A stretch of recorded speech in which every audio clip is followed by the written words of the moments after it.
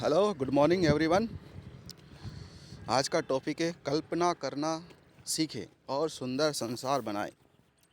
जीवन जीने के दो तरीके हैं। एक तो यह कि मानो कुछ भी चमत्कार नहीं है। दूसरा यह कि मानो सब कुछ चमत्कार है। हम सभी एक ही कलाकार हैं और अपनी कल्पना पर स्वतंत्र रूप से चित्र बना सकते हैं। कल्पना ज्ञान से ज़्यादा महत्वपूर्ण है। ज्ञान सीमित है, कल्पना दुनिया को घेर लेती है। तर्क और ज्ञान आपको ए से जेड तक ले जाएगा, कल्पना आपको हर जगह ले जाएगी। हमारा जीवन साइकिल चलाने जैसा है। अपना संतुलन बनाए रखने के लिए आपको चलते रहना चाहिए और कभी गलती करने से डरना नहीं चाहिए, क्योंकि जिसने कभी गलती नहीं की उसने कभी कुछ नया करने की कोशिश नहीं की।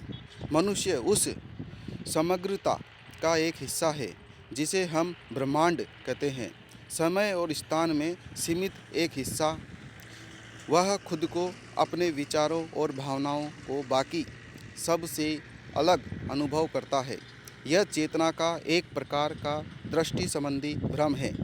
यह भ्रम हमारे लिए एक प्रकार का कारागार है जो हमें हमारी व्यक्तिगत इच्छाओं और हमारे सबसे करीबी कुछ लोगों के प्रति स्नेह तक सीमित कर देता है। हमारा काम सभी जीवित प्राणियों और पूरी प्रकृति को उसकी सुंदरता में गले लगाने के लिए अपनी करुणा के दायरे को बढ़ाकर खुद को इस कैद से मुक्त करने का होना चाहिए।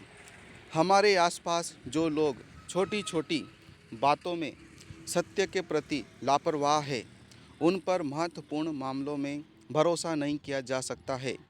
हम हमेशा जो सोचते हैं उससे चीज़ अलग होती है। कुछ बातें जो सही है वे हमेशा लोकप्रिय नहीं होती, और जो लोकप्रिय है वह हमेशा सही नहीं होती।